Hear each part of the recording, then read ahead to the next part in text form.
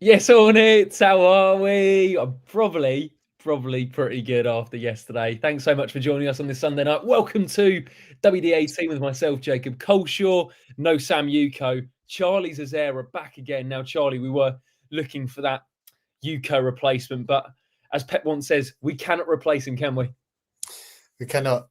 We cannot replace him. Gutted Sam isn't on. He's working, I think, with Emil Heskey tonight. He might be up in Liverpool.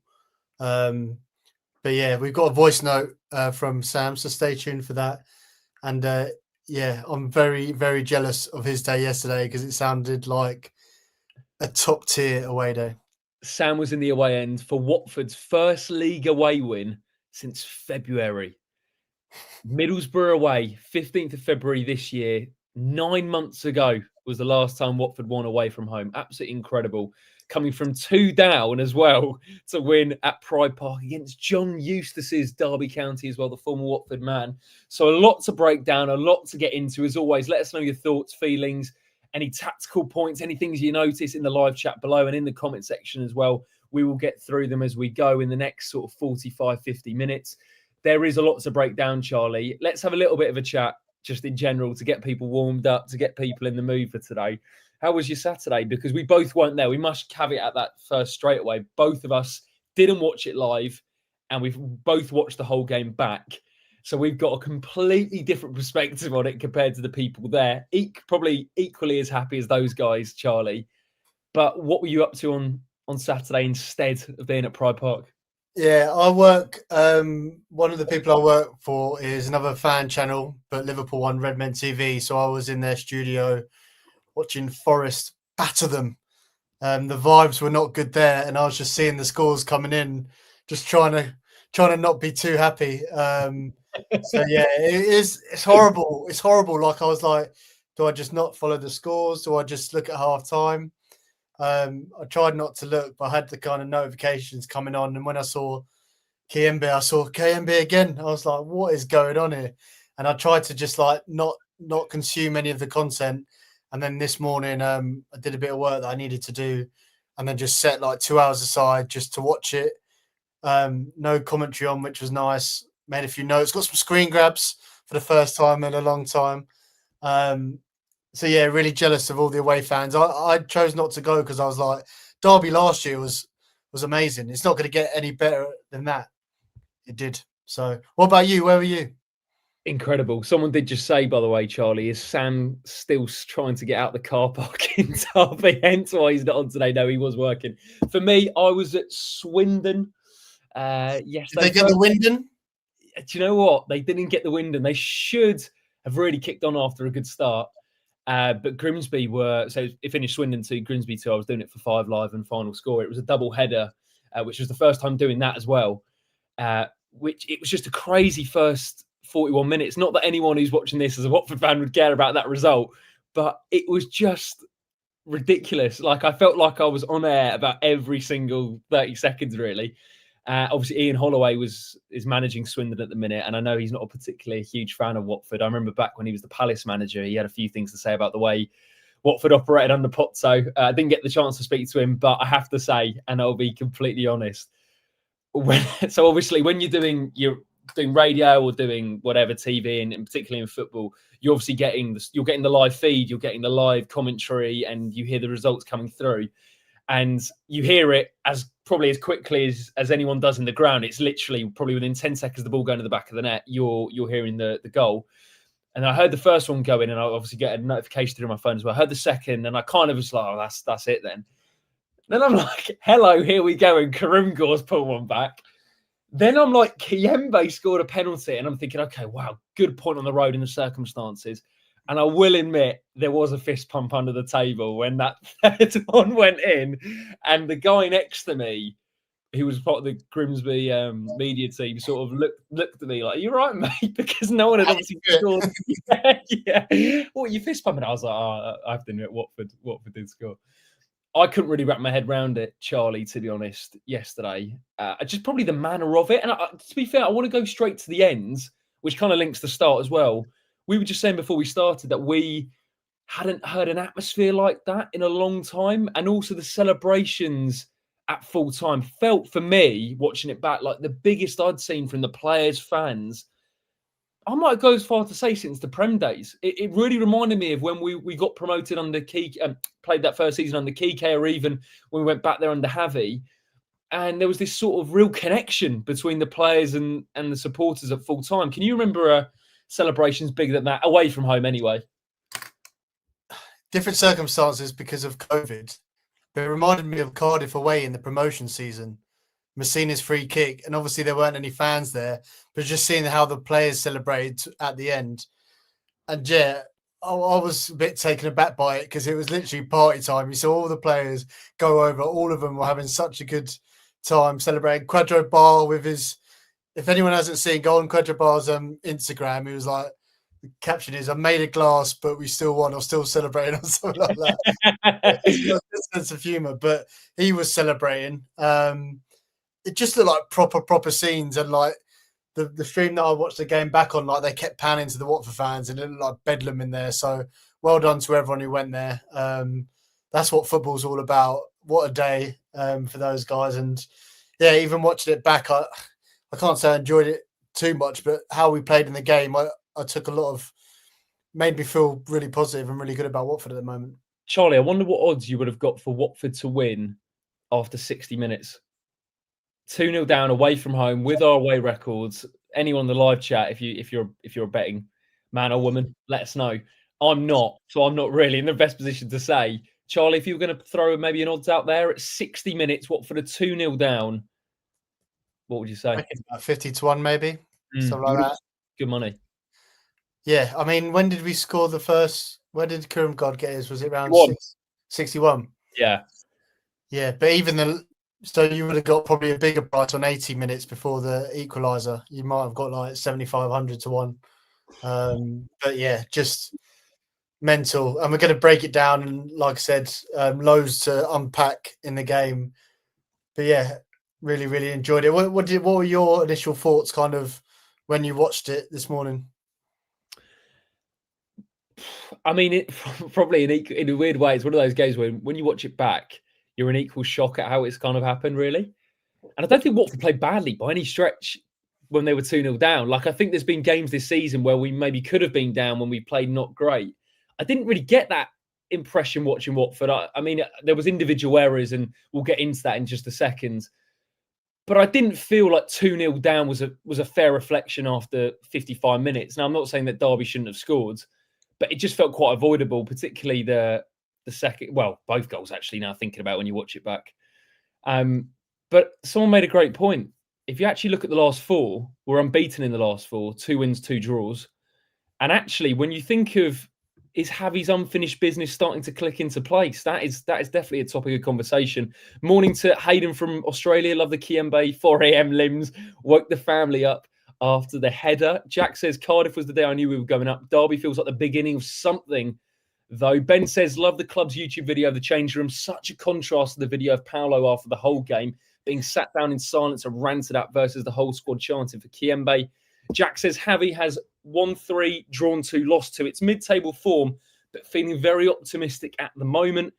And Rio says, after we got that first away win in 295 days under Ishmael, we then, I mean, for people who are listening, drawed, loss, 3 wins in a row, drawed, win, draw on the road. Maybe a changing point in our away form as well. So let's go. Actually, before we do that, what I will say is Watford before the game were the only team not to win away in the Championship this season. So that says a lot. But also, Charlie, big news around the Men's Health World Cup. Comunicado Oficial. Official, yeah. We announced it on Monday alongside the Trust and Giancarlo Mental Health World Cup. We're going again 2026 at Vicarage Road. Dates to be confirmed, but it will be early May. And we're looking to get it on the weekend. So we'll confirm that as soon as we can. But we're going bigger and better. We're hoping to expand the tournament, so there should be room for kind of more teams. And yeah, I'm just excited that we can go again because last year was such a great success. What did we raise? 63 grand or something mad like that? All going to mental health charities, some local around Watford, which we're really proud to do. So yeah, although it's how many months away. I'm looking forward to what will hopefully be another hot day, another memorable day. And if you guys want to get involved, there should be a link in the description, whether that's you want to volunteer or enter a team, get involved. And if we can have a day like we did last year, meeting so many Watford fans, giving them a chance to play at the Vic, that's what was really special for me. So, yeah, buzzing to have announced it. And I'm sure after Christmas is going to ramp up. Absolutely, mate. Absolutely. I've said it at the time and I'll say it again. In the 8.5 years I think we've done this channel, without a doubt, the proudest moment, proudest day doing it at Vicarage Road, seeing so many Watford fans get the opportunity to play on the pitch and raising a lot of money for some amazing charities. So we'll be back all over again come May. Someone did mention Watford in the playoff picture, which I will just whisper quietly. So that is one to mention. Cancel it. Cancel it. No worries. Jack says we'll be in the top 2 come then. Charlotte, thanks so much. And Ben for the lovely comment as well about that.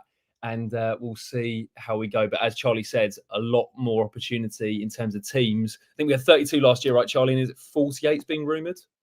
Hopefully, if we will. I'm pretty confident we'll get that. But like I said, there's more room this time. So if you're interested, get involved. We'll release more details. I know we're going to do some filming and do put a bit more detail out there on Tuesday. So yeah, there's some logistics in terms of raising money to enter a team and stuff like that. But it's all going for an amazing cause, and yeah, really excited for it. But excited to talk about this game first. Have we got a UCO voice note? Do you know what? We've got a UCO voice note because the man had to have his say on what was an incredible day.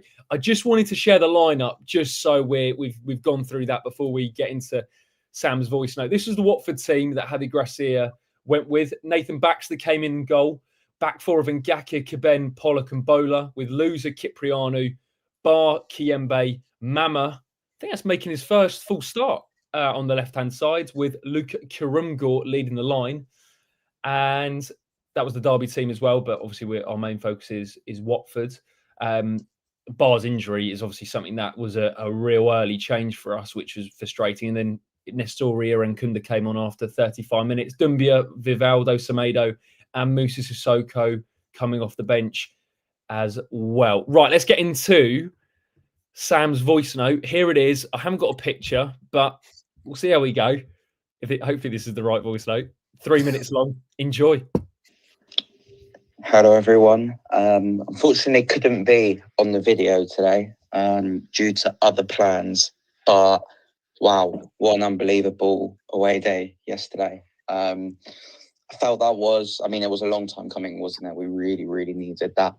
9 months or so since the last away win at Middlesbrough, which I wasn't at actually. And my last away win was Derby away last year, that 2-0 win, which was so big for Tom Cleverley. And I feel like this one it feels equally big, if not even bigger, from a momentum perspective, from getting that away day, those away day issues potentially off our back. Of course, we need to follow this up because it's still only 1 win away from home this season. And it's going to be about how we go into Birmingham next week and Wrexham the week after. And can we really show that we've got these away day issues off our back?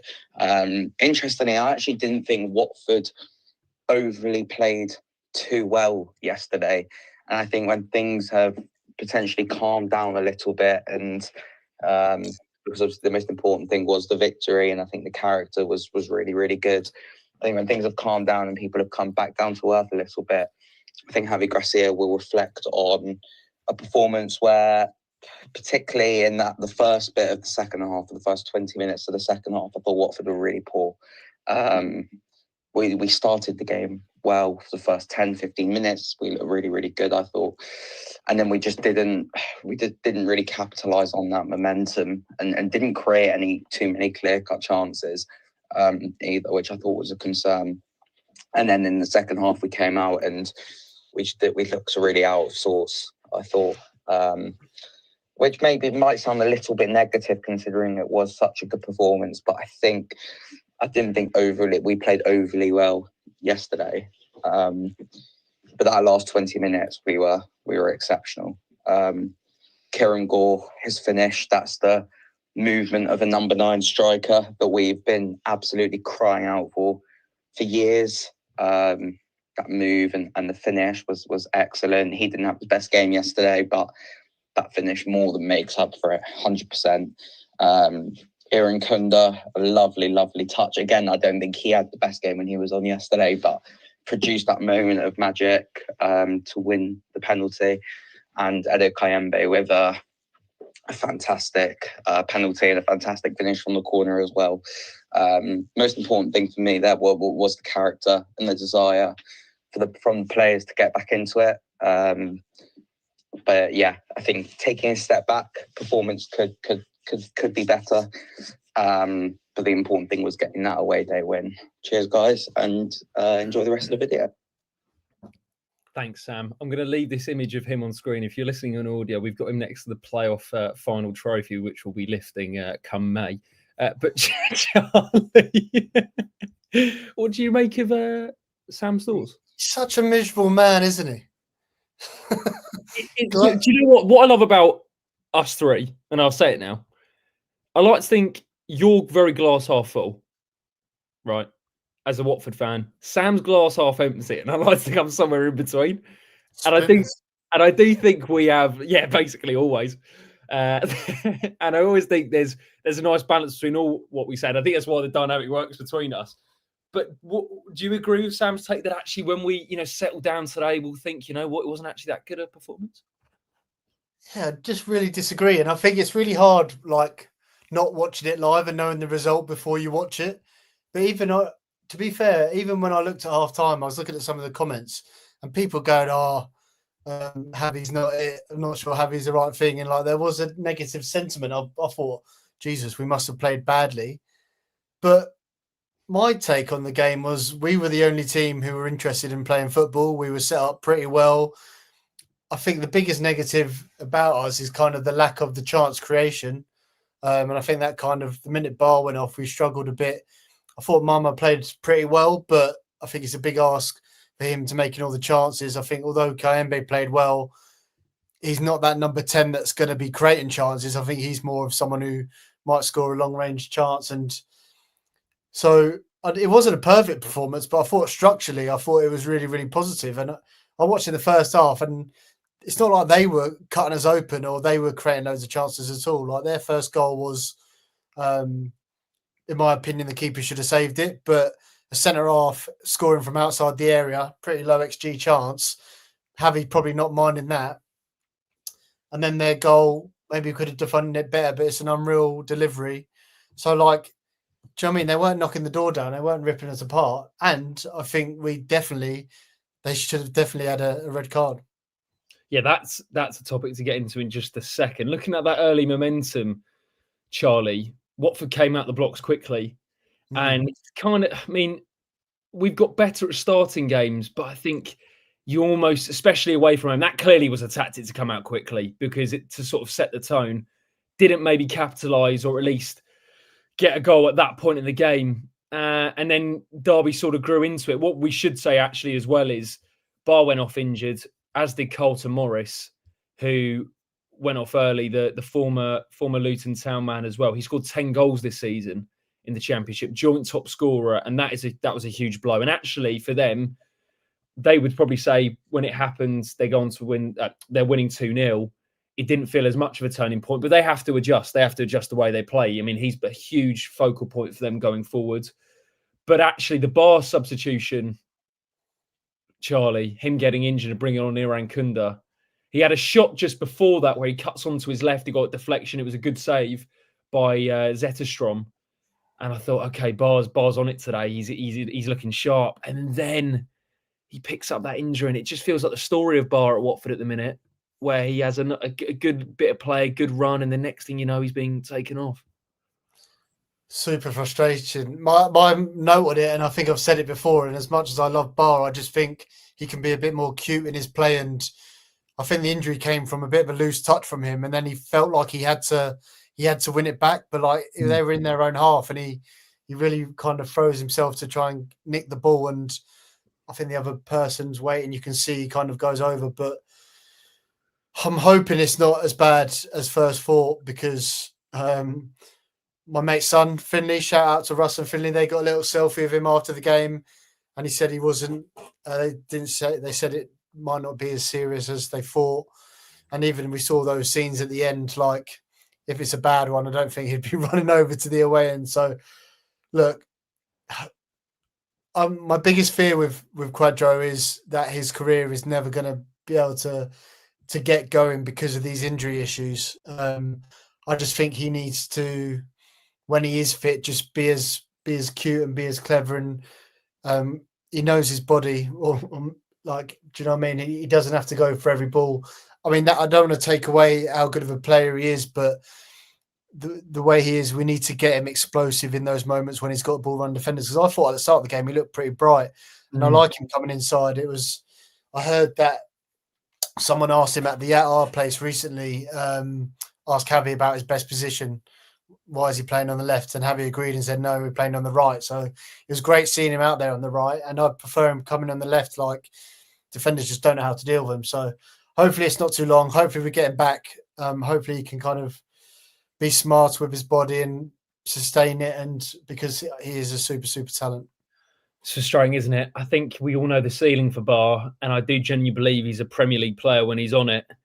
But it is when he's on it, and we haven't seen it enough. And that is ultimately down to the injuries. He's just incredibly injury prone at the minute. And I agree, Charlie. I'd be surprised if this was a serious one, but it's now the amount of those small injuries, which in a weird way are more concerning for me, because it just feels like you start him from the start. And are you going to get 60 minutes from him? You know, it's hit and miss. And I remember someone saying, I forgot what manager it was, but they sort of said the best ability is availability. And at the minute, Bar has all the attributes to be a top player, especially in this division, but we are just unfortunately not able to get a run of him in the team. Anyway, he came off, Iran Kunda came on, had a huge impact. And we also must say, and Hayden mentioned it in the comment section, Iran Kunda must have had some incredible jet lag recently as well, playing for Australia. Just come back from internationals with them. I'd imagine that's probably why he didn't start. I remember Petzolano doing a similar thing when he came back from international duty. That's something that is worth mentioning. But let's talk about the Derby first goal, unless there's anything else you want to mention about that start, Charlie. The question we've put down in the running order is who's at fault. When I watched it back, I spotted that Bowler had an opportunity, swung a leg at it to clear. Caben's sort of header just sort of fell to Sanderson. I think it's both of them have to get the ball away, because Iran Kunda's initial header, he's got it as far as he can, really. But we've had two swipes at the ball there, and we haven't managed to clear it properly. Who did you think was at fault? Yeah, you made some good points there in terms of, and we saw it at Coventry as way. We saw it at Coventry away as well, like not being able to defend our area that well. I think Matty Pollock's a huge plus for us when it comes to that. And I actually thought Kevin Caben, I've been a bit concerned by his form, but I thought he had a really good game yesterday. Great. So if those two can strike up a partnership, that'd be great. I think Baxter's got to do better. Like, if you see, obviously it's hit at pace, but it's not in the roof of the net. It's pretty central. He might have seen it late, to be fair to him, but I think I think Selvik might have saved it. And look, Selvik, though, Charlie, he has nailed that. I just think a top keeper saves it. Like, if you look at the ball position and the placement, it's pretty central, and it goes kind of through him. So it's one of those. Like I said, I think if you're Javi, you don't mind kind of their centre half having shots on the edge of the area. Like, you think, do you know what I mean, low chance, but it is what it is. Someone said, am I being too harsh? Selvik would try that shit. Great comment. I'm more concerned with the initial efforts to clear it, if I'm honest, rather than. And I do agree. I think Selvik probably could have done a bit better. I do think Sanderson has absolutely leathered it, and it has gone in the roof of the net. And I won't say Baxter's the biggest keeper, but for me, I'm looking at the 2 or 3 opportunities we've had to clear the ball in that area. The ball's gone out wide, come back in, gone out, come back in again, and then the ball hasn't gone quickly at Caben, and as I agree with you, Charlie. Actually, overall, he was brilliant, but I felt he could have done better there. And I also felt that Bowler could have done better. Someone look at the keeper. I think we could probably look at all. I think it's probably a combined effort for that goal, to be honest with you. And it just felt like it came at a moment as well. We've made the substitution with Irankunda, then the goal comes, and then we've gone into half time. And at that point, well, actually, no, Vyman hit the post, didn't he, as well, just before half time. Yeah, but I didn't feel like we went in ourselves. Like, I don't know what minute the penalty was, but do you know what I mean? I still felt like we were trying to play our stuff. And like that's when the kind of penalty incident came into play. And it was a lovely ball from Loser. Really interesting to see Mama kind of come across this side. While I get the screenshots up, sorry, not the penalty, the red card.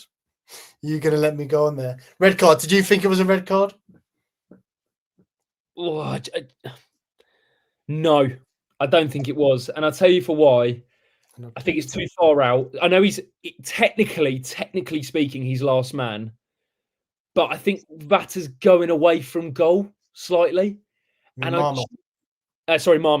Mama's just going away from goal slightly. And I just don't I think it would have been, put it this way, mate.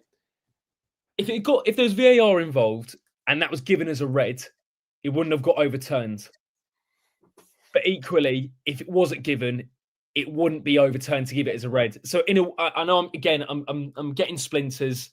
I know I'm sitting in the middle. I think it's an orange.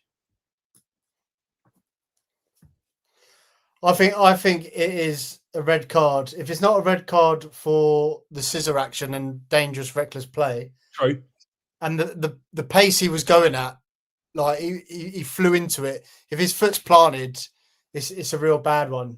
You can see it could be a leg breaker. True. So if it's not a red card for that, what about a goal? What about denying a goal scoring opportunity?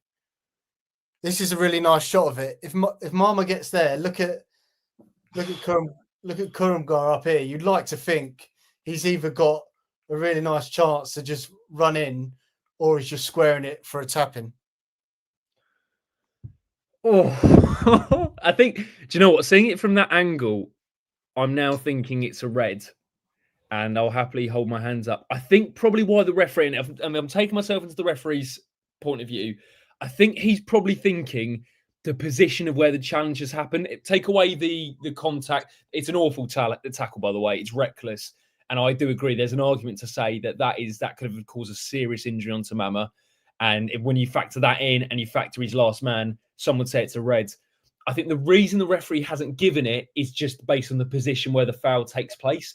If that had been 10 yards to the left and he's more central going in on goal, I don't even think it would have been a debate. I actually just think because it's 10 yards right and he's going slightly away from goal, I think that's probably why the referee hasn't given it. I think more it should be a red because of the actual tackle instead of like being last man. If you watch it, just the speed of it and his action of those two legs, he could really hurt Mama. Luckily, he didn't because he was kind of airborne, but I just thought it was dangerous. But I don't mind it considering, like, I don't want VAR. So, do you know what I mean? It's one of those which obviously we might be thinking differently if the result didn't go away, but I didn't lose any sleep over it. I definitely agree, though. Dangerous and reckless from Sanderson. Thankfully, Mama wasn't hurt as well. So Watford went into half-time 1-0 down. We talked about the opener. We talked about a potential red card. Vyman did hit the post with a header. That felt like a moment, actually, as well. Then we go into the second half, Charlie, and immediately one of the big moments that with Irankunda coming on was the space he was getting on the right-hand side. Obviously, he started on the right, then sort of flipped over to the left come the end of the second half. And that actually led to the penalty, which I don't know if that was the tactical change that we're going to get onto in just a second. That's the sort of title of the video. But Irankunda had that shot that he dragged wide. He should have done better with it. It was a give and go with Kiembe. And you kind of go in, the amount of positions he gets into, it's getting a bit frustrating because he creates so much when he's on the ball, but his final end product is just not there at the moment. That's just a pass to Kurumgard for a tap-in. He's in a really good area. And it's one of those, it's kind of cross-come shot where I think he has shot, but it's agonisingly close to Kurumgard having a real tap-in. I think that's just a young player thing. If he just takes a breath, sees him coming in and just passes it across the box, it's either a Kurum goal or an own goal if the defender gets there first. And that was a really, really big chance. And that won't come up in the big chances missed or the XG. It might do if they class it as a shot. But yeah, I thought that was a big moment. I did think Irankunda, I thought he was pretty quiet until he got moved onto the left. I don't see him as that right player. I think he's better when the pitch is open this way, when he's coming in field and he's kind of roaming. There was that minute, which was a nice bit of play, and he found himself in that position on the right, but I much prefer him playing on the left. And obviously that's where we have had joy. Do you agree? Or do you think, obviously we played more of we played a 4-2-3-1 with Kayembe as a 10, loser deeper. Do you think he could be in that 10 position? Where do you think would be best for him? Irankunda. For me, I think his best position's off the left-hand side. I think the penalty really kind of shows what he can do best. Brilliant first touch, beats his man, gets into the box as quickly as possible. And at the end of the day, mate, once he gets in the box, you can't touch him because incidents like the penalty will happen. I think the beauty of it having Irankunda on the left is that the fact he can go either way. Whereas when he's on the right-hand side, his natural inclination is to go on the outside, which I know people have said about Barr as well. But with Barr, because once he gets going, he's almost impossible to stop. Irankunda has the ability that he can go both ways a bit easier for me.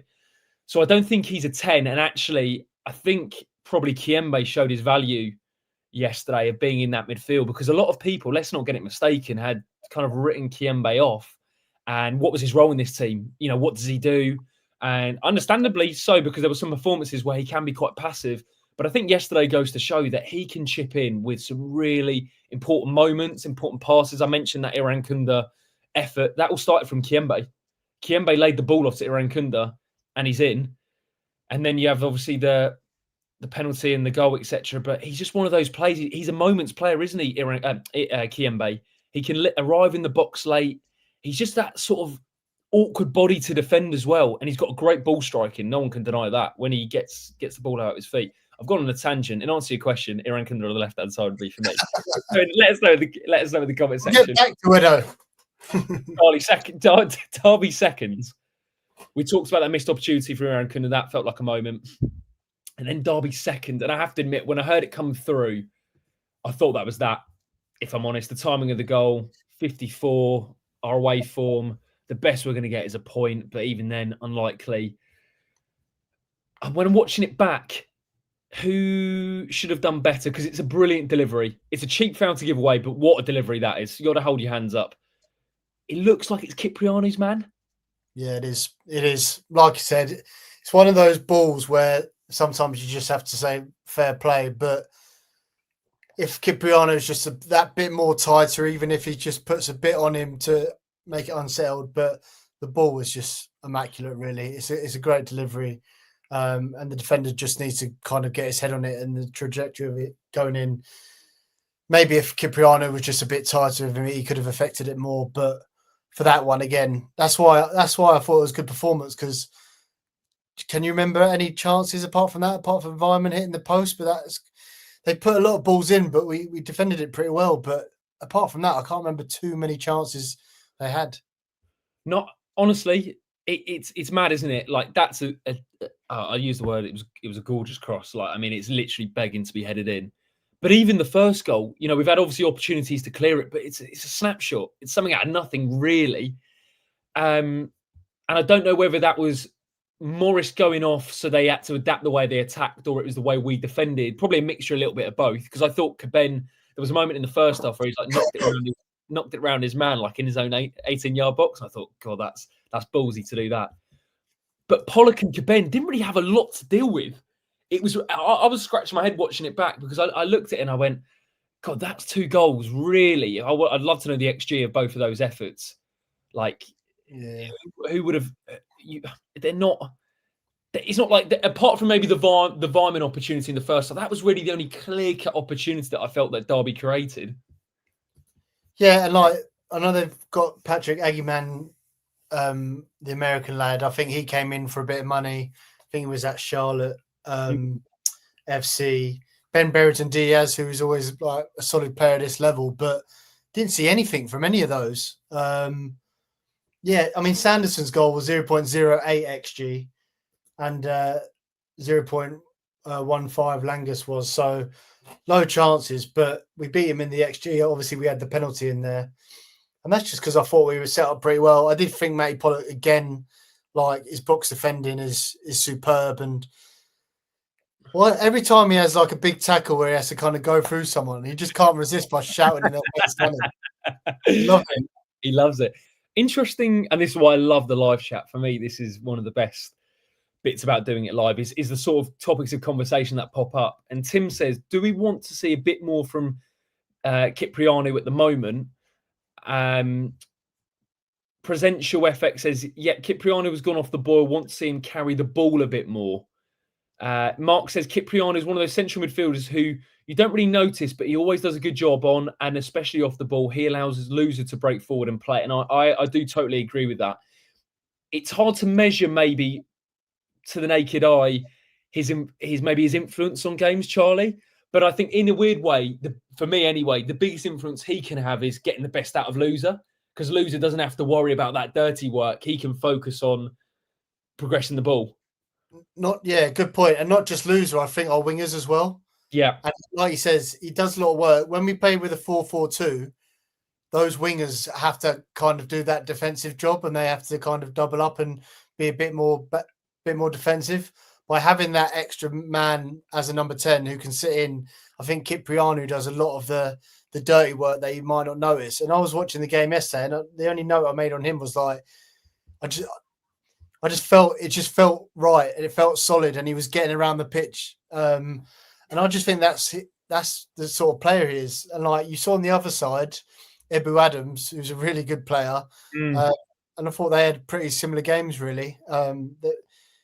I know that Adams is a huge tackle monster, and I remember doing a video saying we should sign him. But yeah, I was really happy with Kyprianou yesterday, and I think it's because we might have seen with Peterborough, and I feel like he might have some creative attacking qualities, but I think he's exactly what we need defensively out of possession. And I've always said the 4-2-3-1, our squad is perfect. That is perfect. Even 4-4-2, which we've seen some joy in, and we're going to talk about how Javi changed it and we went to that shape. But I just think 4-2-3-1 is perfect, and you need someone like that, especially with our wide players. It reminds me a bit of, not to the level, but if you're looking at the elite level, like what Jordan Henderson used to do, especially when like Trent was going up, where he could cover as much as he wants because he's always had that cover. So I thought the Kip did well yesterday. Agreed. I think you're bang on there. I think a lot of Kyprianou's work probably goes unnoticed. The amount of times, for example, Bowler bombs forward because he's attacking minded, and Kyprianou will cover him in the left channel. You need that from your midfielder, because losers will try his best to do that. Kiembe's not really that sort of player, and he's obviously further forward.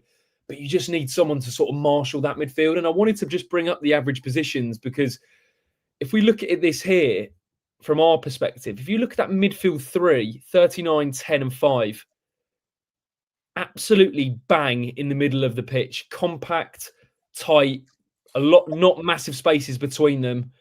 And I actually think as a midfield 3, Charlie, I really like the balance of this. Now, some would say Chakfadadze coming back is obviously a topic of conversation. Would we create a lot more with him?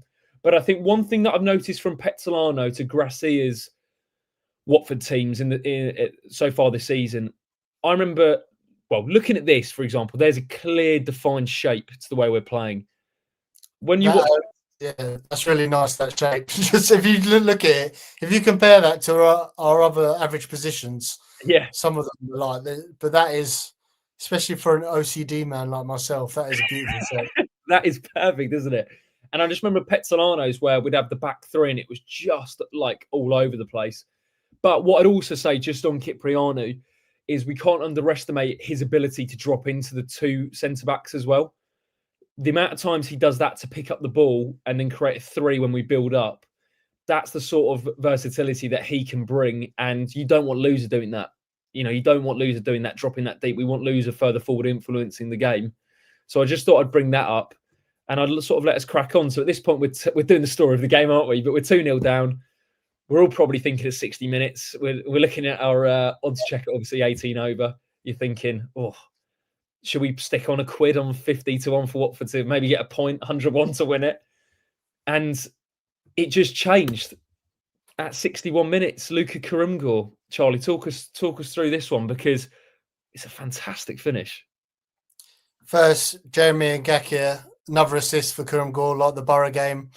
I thought Ngakia was good again yesterday. First of all, defensively, and then that ball. But some good stats for Kurumgor. Firstly, yesterday he had one shot, one goal, and I see a lot of people saying he looks isolated, and he doesn't. And I agree. I don't think we're making that enough chances for him.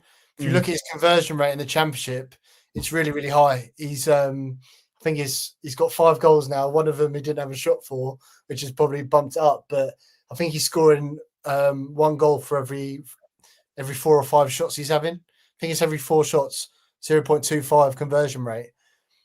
So imagine if we're actually creating chances for him. Like, I was looking at the list of shots. He's had 19 shots in the Championship this season. West Brom's Nat Phillips has had more than him. That just gives you perspective. So we're not creating enough for him. Like, how often do you see him like running through 1-on-1? Or I just think, and I saw some negative comments on him yesterday. I'm like, when I watched him, he might have given it away a couple of times, but on the whole, I think his link up's really, really good. And I just think that's one thing that we need to improve to get the most of him. I'm really excited about him for a player. And when he's doing finishes like that, that's natural. Like, he's literally getting a yard of room. He's got to hit it on the first time. Was that his right foot yesterday? I think it might have been, which is his weaker foot. I think we've got a really, really good talent on our hands. And sometimes it might be a bit like Haaland, or not like Haaland, but when everyone was going on, he never has any touches. Like, it doesn't matter if he's scoring 20 goals, but we need to improve our chance creation for him. But 1 shot, 1 goal. Can't complain with that. I think the biggest surprise were the subs, but a surprise were genius. I don't know if you had any more thoughts on Kurumgor yesterday's performance. I think I said to you, Charlie, I really like him. I know when he came in, the instant thing that people thought was he's going to be another Rajovic. He's nowhere near Rajovic. He's a miles better player than Rajovic. Let's make no mistake about that. I think he's a quality player, and I think we need to create more clear-cut chances for him. That one is out of nothing. I mean, I think it was against Borough where Ngakia swung the ball in, and it was that sort of similar movement from Kurumgor. But it's on his weaker foot. It's on the half volley. And if anyone's played football, you know how difficult that technique is on your stronger foot, as you say, Charlie, let alone your weaker one. And what I liked about it, I know it's something simple as well, it's just a celebration. It's sort of like, I'm here, it's under control, we're back in it. And it just felt like momentum shifted. And I really like him. I really, really like him. And I think that some would say, what I will say is I think he needs to do more with his link up. I think he needs to hold the ball a little bit better, because he can do it. He's a big lad. He needs to use his body better. I think what we have to remember, he is only 22. His first season in English football, and we know how many players have come to the Championship, and it takes time to build that sort of resistance up in this league. But I've seen enough from him so far to go, this is a guy worth sticking by and being patient with, because he just has an eye for goal. And some would say, what, 4 goals scored this season? How does he have an eye for goal? Look at the quality of the finishes. And actually, he should have more goals as well. And I don't even think, as I said, he's getting that many opportunities. I'd be more concerned with him, right, if he was not getting, for example, he's not getting many opportunities and he's being quite clinical on the whole. Imagine if he was getting loads and not finishing them. That would be my biggest thing. So look, 4 goals scored this season. He needs more to his game. I'm sure he'll want more. But I look at it and I go, do you know what? I think we need to be patient with him, because he has got something that I really like. I think it was QPR, wasn't it? He scored 2. Borough he scored, and then obviously yesterday. Did he score 2? It was that one when Dumbia hit it from miles out and it hit him on the head. But I'm looking at the crosses in the Championship this season. Watford are 19th for the amount of crosses. Get more balls in. He's shown the quality. Like, that goal is out of nothing. Ngakia's got it wide right, like our right back, near a front post run, and the first time finish on his weaker foot. Like, that's quality. So, but I also say, Charlie, just to jump in, it's a long time since we had a striker like him. And what I mean by that is, look, we were used to Bio, we used to buy, and I found Bayer quite passive as a striker. Like I never really felt like he influenced games as much as he potentially could, or maybe he couldn't. But I do really believe with Karumgor, I think the biggest thing with him is if I'm a defender, he occupies defenders just as a body. He's an extra. Whereas I thought with Bayer, we didn't really do that with defenders. Now, as I said, I think his link-up play needs to be better. I think he needs to use his body better. But he is sharp and you know, we know that if we give him opportunities like that, more often than not, he'll at least hit the target. Yeah, what is he? 22, like first season in the Championship. Yeah, I'm really excited by him, and if he can like have a game where it all comes together and he scores a hat trick, I've got a cheeky bet on him to be top goal scorer each way. When we signed him, he's 125-1, which is a massive price. So, got a bit of money on that. So come on, Luca, pull your socks up, or come on the team. Let's start making him some chances. If he keeps up that conversion rate, it could be a good May for me. A couple of cracking comments. Ben, all his goals, Luka Krumgor at his old club last season, were from crosses and cutbacks.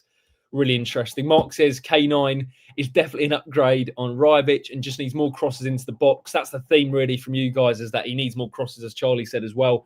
Krumgor has to learn English football, says Ochi Vito. He's not getting enough passes. We're not used to having a striker.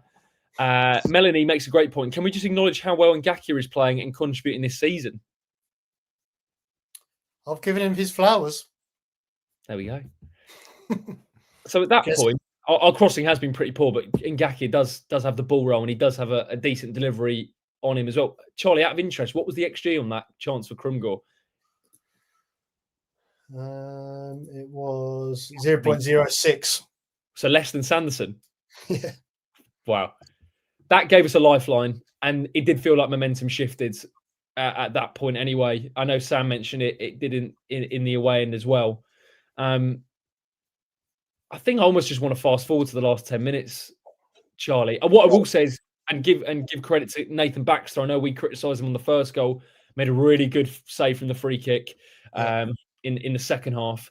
But then Javi made the subs. Doumbia on for Krumgor, just 4 minutes after. Sorry, not for Krumgor. Yeah, it was for Krumgor. Doumbia on for Krumgor at 65, 4 minutes after he scored, which I don't think a lot of managers would have done. And Semedo on for Hector Cipriani. He's going for it with that. He's brought on two strikers, taken off a defensive midfielder and replaced our number 9. And Doumbia's influence on that game has to be noticed, Charlie, because his involvement, particularly in the penalty and the way it started, was phenomenal. And not just Doumbia. And like, I might have been critical for Semedo, but Semedo is impacting games this season, and I'm kind of looking at him in a different way now, and this is leading to the penalty, and I think another thing, since we got that goal, that's when the fans got back, and that's when I really think the fans had gave our players belief, and for the goal, it was a really nice combination between Semedo. It was loser first, then Semedo gives it to Doumbia, who again impact the game. Lovely ball to Irankunda. You can see here Irankunda's actually done well to stay on side. But this ball that he plays, should we get a little curve on it? Ooh. Oh, beautiful. Look at that. That's magic. Lovely ball from Doumbia, who I absolutely love. I think that was a goal. And then we talked about Irankunda, but that change from Javi is brave, is ballsy. You've taken off the guy who's just scored and you've brought on 2 and you've gone 4-4-2. Irankunda's now come onto the left, and you could see on the top here, Sissoko. We talked about Mama, who I thought played pretty well, but Sissoko came on as another body, and he came on the right. And yeah, this led to the goal, which, do you know what I mean, was great. Irankunda brilliant, and Kayembe dispatched it. I've already seen how long we've been talking for. There was so much to talk about. But look how deep Doumbia is, by the way. Yeah, it's a magic ball. Irankunda's got a lot to do with it. It's a brainless tackle from their defender. But oh my word, yeah. I mean, what I will say, also, what a touch from Irankunda. The technique from Doumbia is lovely. To take it the way Irankunda's taking it on the run as well, And as what I said at the start, at the top of the show, the fact that he can go either way puts doubt into the defender's mind. And once he gets into that box, you can't touch him. Now, what I will say is there wasn't a lot of contact. I think it is a penalty. I'm not saying it isn't, but I will say that Aaron Kunda was probably looking for it. He was waiting for it, and the defender's taken the bait, and he's done really, really well. And I don't know about you, Charlie. I was kind of when I watched. Obviously, we knew Kiembe had scored the penalty. He's our designated penalty taker, isn't he? Because obviously, when Tom Delibashiru had it last season, and now he's gone, Kiembe's probably our man. Because if you said to me as a pure ball striking, probably say loser, but Kiembe's strike, I mean, it's a great penalty as well. Oh my word, it was like Maguire-esque in the Euros, top bins. Yeah, you'd expect Loser to take it. Loser scored a penalty at Coventry, but you're right. Kiembe must be the designated penalty taker. Interestingly, what a week it's been for Edo Kiembe with DL Congo qualifying for the World Cup. They beat Nigeria on pens. Kiembe was on. I hope my information's right here. I looked. And he's not. He doesn't take a penalty. Kiembe. Really?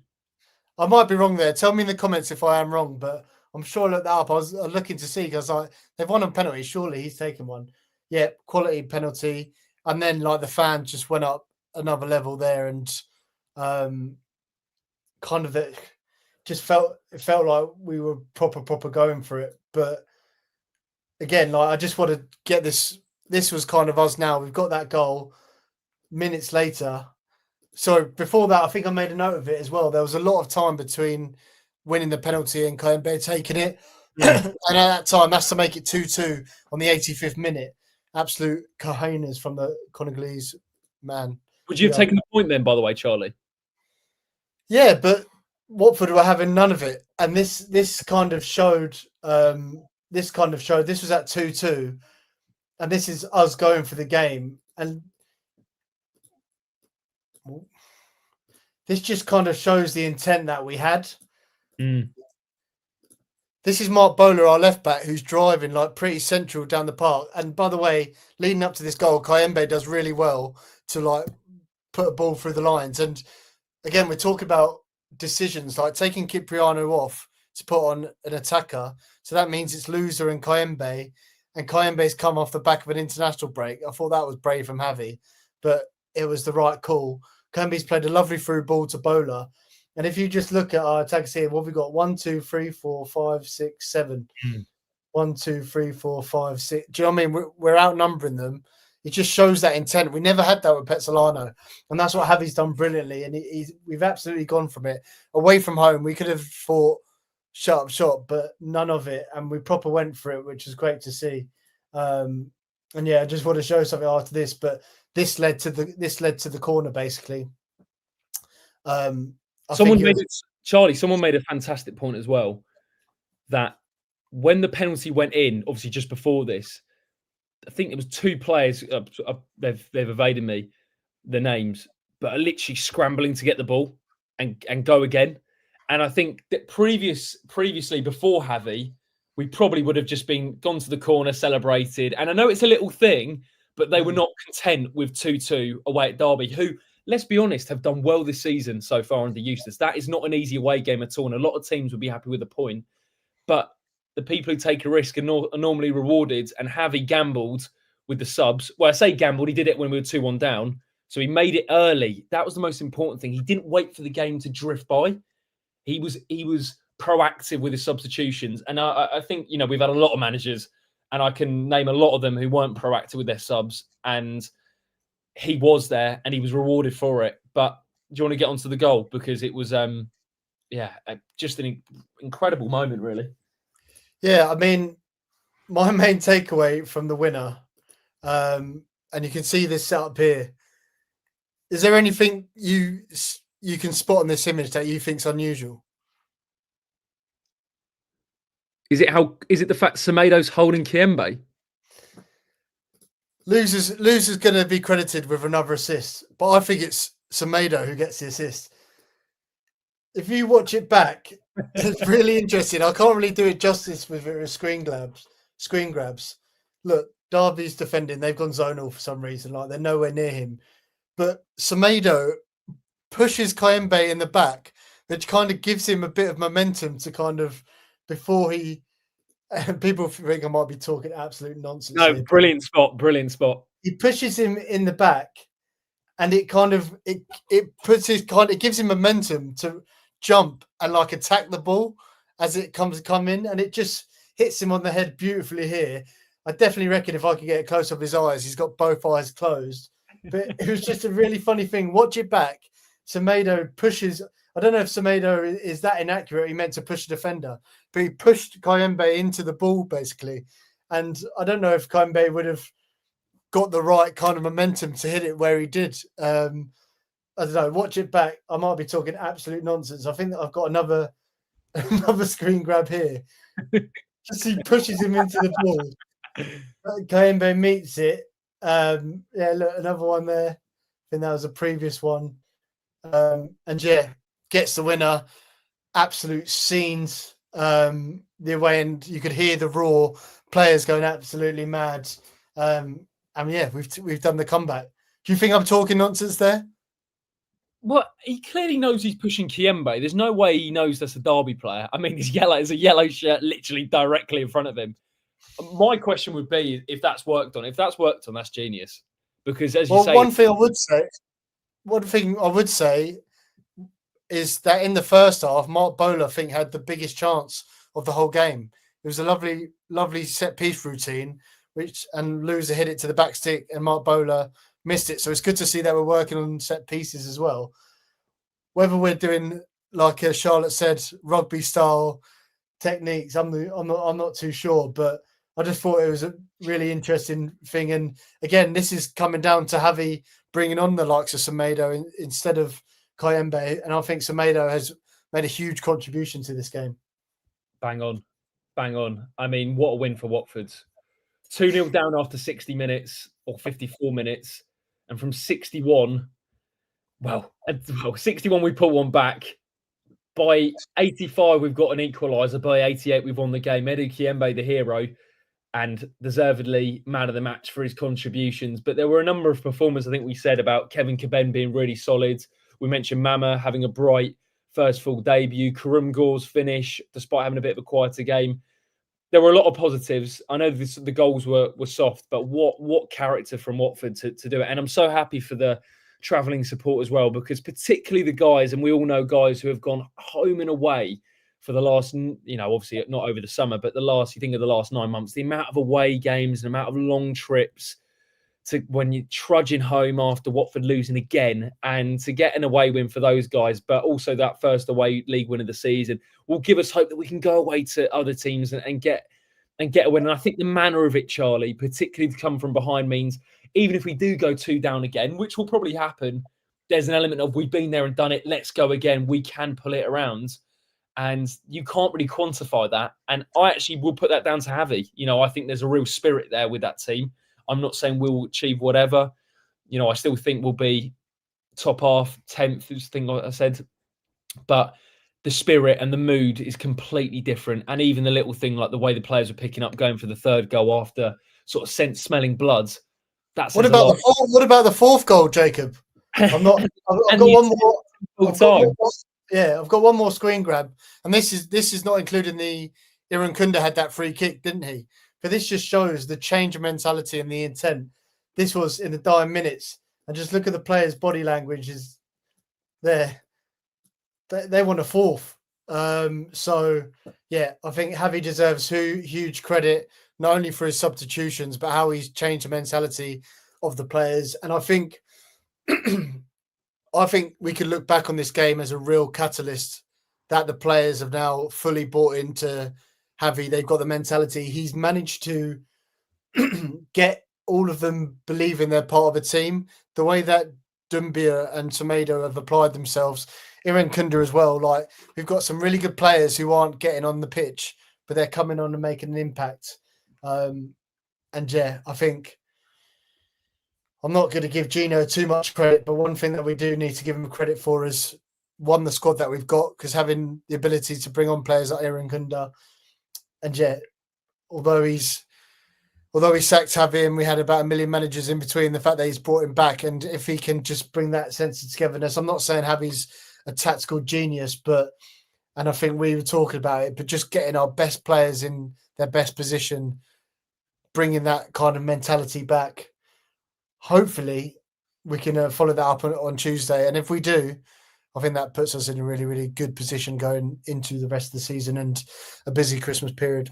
Yeah, absolutely. Absolutely. It's been 2, 4, 6, 8, 7 games under Javi Gracia since he came back to the club. 2 defeats, 2 draws, 3 wins. I think if you had said to him when he got the job, would he have taken that? I think he probably would, to be completely honest. And actually looking at Coventry, there's an argument to say we should have got more from that game. Sheffield United, we were poor. But really, after Sheffield United, it felt like he'd worked out his team and maybe the system that's going to suit this Watford squad. And actually, you look at the performances and actually us being resolute away from home particularly is the biggest one for me. And we're showing a lot more than we were before away from home. I think the Ipswich one was one to get over the line and show that we can go away to a big club in this division and get a point. The Derby one is huge. I really believe the manner of it psychologically is such a big thing to come down from 2 goals behind. And I guess, Charlie, when you look at those fixtures, let's look ahead quickly to the sort of next few ones as well. Preston on Tuesday night, Birmingham away, Norwich at home, Sheffield Wednesday at home, and then we go into the sort of chaotic, and Wrexham away, and then it's the chaotic Christmas period of a game every 3 days or so. But let's sort of isolate into the next week or so. That's Preston at home and then Birmingham away. The return of Daniel Jebison to Vicarage Road, the return of Jamal Lewis to Vicarage Road under Paul Heckingbottom. And they won't be easy. The question for you would be, do we stick with the team we went with or do we go to 2 up top? That is a good question.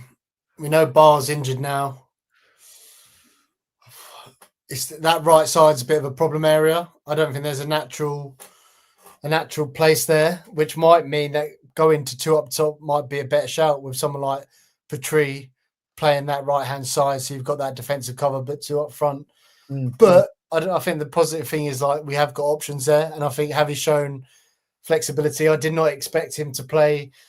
It's mad to me that he played with a back 3 against Bristol City, but I think we've played 3 different formations in 3 different games now in the last 3 games. So I think I would go 4-4-2. I think I'd say Kurum Gore and Dumbia, and I'd have Petrie on the right. What about you? And Iran Kunda on the left. I wouldn't go to the back 3. I saw Ben. I think we need to keep a bit of consistency with the 4 at the back. I think one of my issues with Petzolano was he just kept chopping and changing the formation. That's not saying we shouldn't be adaptable, but I really think if we've kind of got our back 4 sort of solidified, and even the front, the 2 in front in Cipriano and Luza, I think we should keep that consistent. Really tough. I think I'd probably keep it, to be fair. I think I'd probably keep it. I'd quite like to see a bit of consistency with a similar team. Granted, obviously, Barr's going to be out. Iran Kunda, I'd start from the left-hand side for me. Who on the right? No, because I just feel Iran Kunda's best moments come when he drifts inside. So who are you playing on the right then? I'd probably go with Mama if he's fit. Okay. He did play on the right for Montpellier, didn't he? I'm sure he has. Yeah, he did. He did. I do like the look of Mama. I thought it went underestimated sort of the work he did. And actually, that was his first real full game from the start. And he did well to last as long as he did, actually. To 81 minutes, obviously, coming off for Sissoko. But I wonder if, because of the games coming just a couple of days later, will Sissoko be involved? Dumbia arguably will probably feature from the start. I'm someone who likes to sort of keep it very similar just because I don't like chopping and changing too much. But it wouldn't surprise me if Kurum Gore and Dumbia goes into a 2. I just wonder with Petrus, because Melanie's mentioned he's been excellent. And as you said, Charlie, I just wonder if he's more of a wing back. It's my only thing with him than a right back. Because I think Igak is a better right back. But as a wing back, Petrus would be better. Yeah, I agree. But I think if we are playing with 2 up front, we're going to have less of a body in the middle. So we're going to need someone who's more defensive minded. And I would have Iran Kunda on the left. And I think if we can be a bit more balanced and have that bit more defensive structure, But yeah, loads of options. And although it's frustrating about Bar, yeah, I don't think Mama's a bad shout. When he came on against Bristol City, I thought he looked quite lightweight, but I thought he looked a lot better. I was shocked to see him start, and I didn't know where he was going to start, but I thought he looked a threat. I thought his energy was great. He had a really nice moment where he won the ball high up. So, yeah, and where is Georgie going to fit into this team as well? So, let's be positive while we can. Agreed. Someone did mention the fine margins of this division, though. If that result had stayed the same, I think it was Ben actually. If that result had stayed the same, Watford would be 17th. We're now 11th, which just shows how if we can get a run going, if we look at the next week's a big one. I know we'll say that about every single week, but I think Preston is a winnable game, as is, or to pick up points. I don't want to jinx it, but Birmingham away as well is tough. But I think if you said to me, would you take 4 points out of those two? I probably would. Now, I think that'd be a good return. Yeah, I think I'd take 3. Like, let's win our home games. Like Preston, they're off the back of a bad result against Blackburn. They have been decent this season, but they're a team that I feel like they've done us last couple of years, haven't they? Or it's been like 0-0, or we lost a bad game against them. They are a team that our squad is so much better than theirs, so we should be taking the game to them.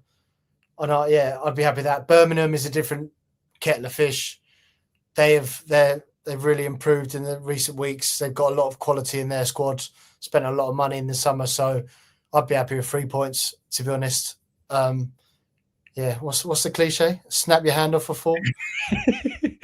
6 points. I'd eat your hand off. It's amazing how it changes, though, Charlie. When we were 2-0 down, we were 17th. Now we are 11th in front of Derby. 4 points off third. West Brom was 7th, leading Coventry. Now they're 17th. Crazy how it changes. So almost you can't read too much into it until the new year, really, in terms of the league position. But I think we'd be in the playoffs if we beat Bristol City. Crazy, absolutely crazy. Do you know what? What we'll do? We'll update the prediction league when Sam's back. Don't worry, we're not going to cheat. We'll chuck it in the WhatsApp group. Sam's very hot on us doing it as well because I think he's doing all right, isn't he, Sam? Now let's get it on air. What's your prediction? Come on. Let's get it in 4K. We get it in 4K. What about Sam's though? Well, yeah, he can message in, no problem. We'll hold him accountable for that. And by the way, I was the only one who predicted Watford to win. He's got unlimited text, so it'll be all right. I was the only one who predicted Watford beat Derby, by the way. So I'm on the charge. What did we go with a draw? You said draw. Sam said loss, obviously. Oh, gutted that Kiembe scored the winner. Tuesday night, Preston at home does stink of a 1-1 for me.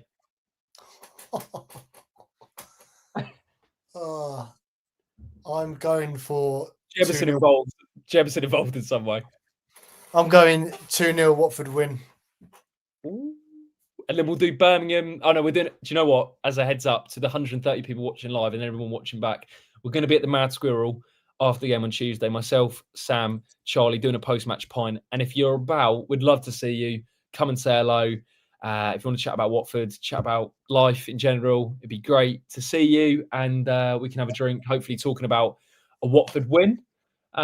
Watford now unbeaten in 4. The last 4, 2 wins, 2 draws. How many points from the next 2? Let us know in the comment section below. We've got our predictions in for Preston, and we'll do our predictions for Birmingham in that post-match pint. And also just a reminder about the Men's 12th World Cup. We mentioned at the top of the show, but if you're just tuning in now, that will be happening. All the details to come in terms of exact date, but it's going to be bigger than last year. Hopefully raise even more money.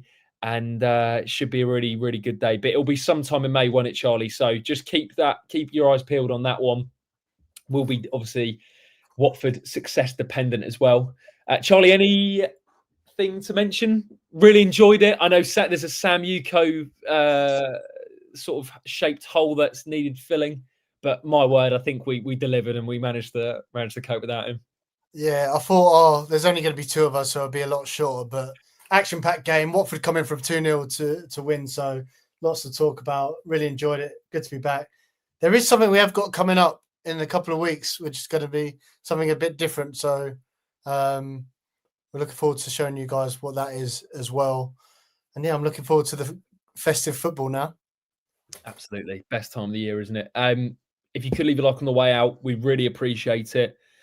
Comment down below your thoughts. Subscribe to the channel if you haven't already. I imagine a lot of the people who are watching have subscribed. Turn on your post notifications. Follow us on Twitter, Instagram, TikTok, all that good stuff. At WD18 fans, myself and Charlie, Sam, who's not with us, we will be back on Tuesday at the Mad Squirrel post-match pint after Watford versus Preston. Hopefully a Watford win under Javi Gracia again. Take care, guys. Have a great week and up the Hornets. You want?